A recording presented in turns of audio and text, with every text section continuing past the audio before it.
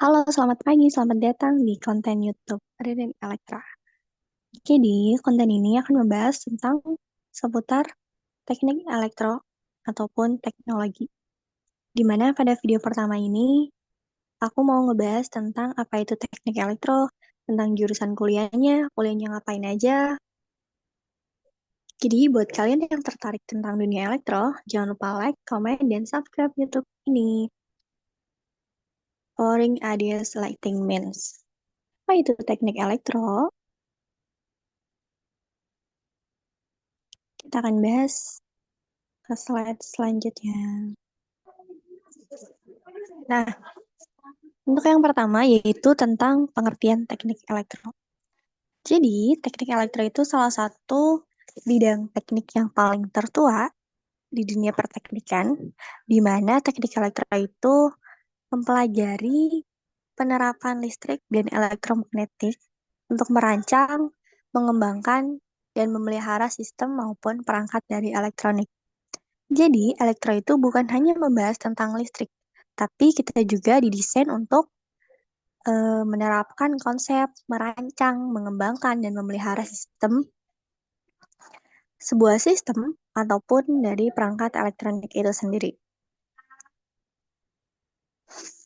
Kemudian di teknik elektro ini dibagi menjadi dua kategori. Ada yang namanya arus kuat dan arus lemah. Arus kuat ini berfokus pada sistem yang bertegangan tinggi atau membutuhkan arus yang besar atau arus yang kuat. Contohnya yaitu seperti pembangkit-pembangkit listrik, jaringan transmisi, dan distribusi di PLN yang membutuhkan arus-arus kuat dan bertegangan tinggi. Lalu yang kedua itu ada arus lemah. Arus lemah ini berfokus pada sistem bertegangan rendah dengan arusnya itu kecil seperti contohnya perangkat elektronik, jaringan telekomunikasi, sensor-sensor, maupun komputer itu sendiri.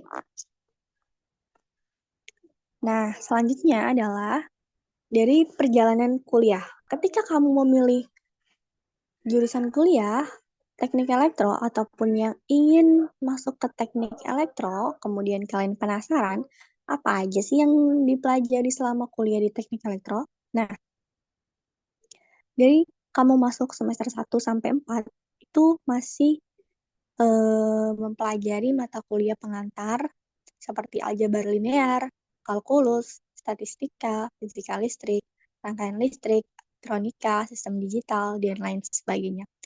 Jadi di semester awal-awal ini kalian masih mempelajari pengantar teknik elektro, dasar-dasarnya, ataupun mengulang mata kuliah dari pelajaran SMA itu sendiri. Nah, kemudian lanjut ke semester atas. Di semester 5 sampai 8 ini mulai ada mata kuliah pilihan seperti sistem tenaga listrik, telekomunikasi, sistem kendali, maupun pemrograman komputer. Biasanya di semester awal itu kadang mata kuliahnya itu mata kuliah lanjutan. Kayak misalkan di semester awal ada mata kuliah elektronika 1. Nanti di semester atas kalian bakal melanjutin mata kuliah elektronika 2. Kemudian ada juga sistem digital lanjut ke sistem kendali. Kemudian dari rangkaian listrik lanjut ke sistem komunikasi. Dari rangkaian listrik lanjut ke sistem tenaga listrik.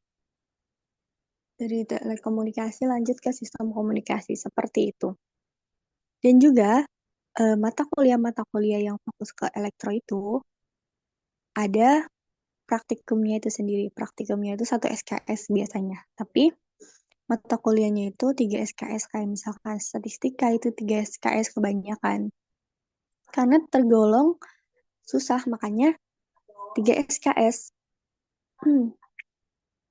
Kemudian ada yang namanya kerja praktik atau magang ataupun internship.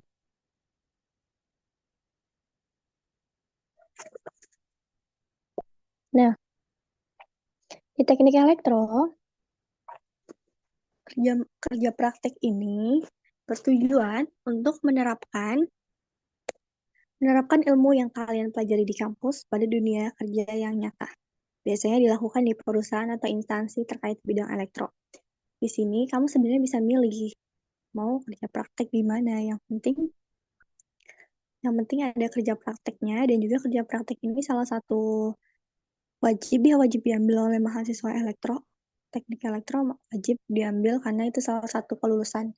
Biasanya kerja praktek itu 1/3 syarat dari kelulusan. Nah, ini biasanya kerja praktik atau magang ini dilakukan di semester atas, semester 6 sampai ke atas. Itu kamu bisa milih, kamu bisa tergantung minat kamu di mana. Kayak misalkan bisa di Telkom, kemudian di Pertamina, ataupun di PLN. Tergantung minat kamunya mau di mana. Tergantung minat kamunya mau di mana, dan bisa ikut kerja praktek atau magang di perusahaan itu atau enggak. Mau bisa juga kalau misalkan mau di pabrik-pabrik gitu, kalian jadi bagian electrical engineering-nya, jadi maintenance-nya, ataupun jadi drafternya. Nah, tahapan perjalanan kuliah yang terakhir atau yang paling final project, yang paling finalnya itu tugas akhir. Tugas akhir teknik elektro ini tergolong susah sebenarnya karena tugas akhirnya itu berupa penelitian atau proyek akhir, di mana tujuannya itu menguji kemampuan mahasiswa dalam pemecahan masalah atau mengembangkan inovasi di bidang elektro. Yang aku tahu ya, mungkin tidak semua, tapi kebanyakan adalah tugas akhir teknik elektro itu membuat alat ataupun prototipe. Jadi penelitiannya kalian membuat alat alat yang juga harus ada inovasinya, kayak misalkan kalian membuat pembangkit listrik tenaga sampah, membuat pembangkit listrik tenaga angin. Kalian buat secara nyatanya fisiknya. Next. Nah, seperti yang udah disinggung sebelumnya terkait dengan peminatan atau konsentrasi yang ada di teknik elektro, itu dibagi menjadi 4. Ini tidak semua, tapi kebanyakan seperti ini. Yang pertama itu ada telekomunikasi. Telekomunikasi ini buat kalian yang tertarik untuk kerja di bidang telkom, ataupun prospeknya bisa masuk ke telkom nantinya, itu akan mempelajari tentang sistem komunikasi, pengolahan sinyal, fiber optik, wireless, internet of things, gelombang mikro, dan antena. Jadi ini termasuk ke arus lemah ya, termasuk ke arus lemah, tapi juga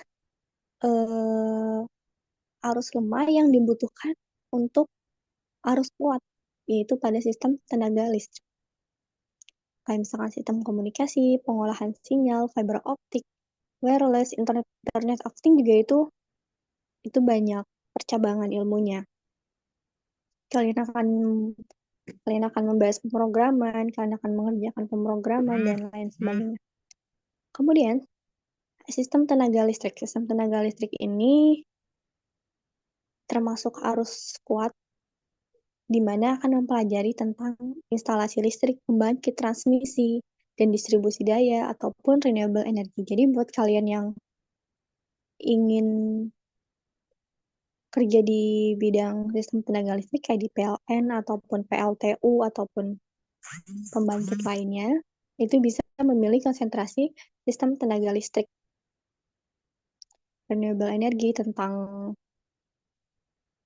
energi terbaru. Nah, kemudian ada pemrograman komputer.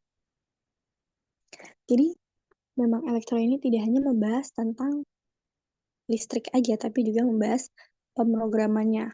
Buat kalian yang kayak misalkan yang kayaknya terlalu berat nih kalau misalkan kerjanya di lapangan. Jadi, kayaknya aku mau milih konsentrasi pemrograman aja yang kerjanya bisa sambil duduk ataupun di office. Nah, itu kalian akan membahas tentang algoritma pemrograman, computer vision, machine learning, deep learning. Itu tuh bahkan cyber security pun bisa kita bahas di pemrograman ini. Jadi buat kalian yang senang ngoding, di sini banyak banget ngodingnya, kalian bakalan mempelajari banyak hal bahasa pemrograman. Kayak misalkan Python, PHP, HTML, kemudian JavaScript, ataupun pemrograman R. Jadi itu prospeknya lumayan luas kalau misalkan kalian bisa mendalaminya. Contoh algoritmanya itu ada YOLO, ada CNN, RNN, dan lain sebagainya. Nah, terakhir, atau inti dari teknik elektro itu yang mungkin tidak dipelajari oleh jurusan lain itu sistem kendali atau sistem kontrol. Itu biasanya kita mempelajari tentang robotika, bagaimana robot itu bergerak, menggunakan sensor apa, kendalinya apa, mikrokontrolernya apa, sistem embedded. Sistem embedded ini kita akan membahas tentang sistem yang tertanam pada sebuah sistem. Seperti kita membuat PCB, dan lain sebagainya. Kemudian ada elektronika, tentang sensor-sensor elektronika, sistem instrumentasinya bagaimana, yang juga mempelajari tentang otomasi industri seperti PLC, PID, maupun fuzzy logic. Nah, yang terakhir adalah prospek kerja. Prospek kerja dari jurusan teknik elektro ini, sebenarnya ini contoh aja ya. Yang lainnya, selebihnya itu tergantung minat dan skill kalian. Jadi kalau menurut aku sih kalian pilihin satu bidang yang benar-benar kalian pengenin, yang benar-benar kalian minatin, yang benar-benar kalian bisa fokus ke satu bidang. Kemudian kalian lihat dari bidang itu prospeknya kemana aja.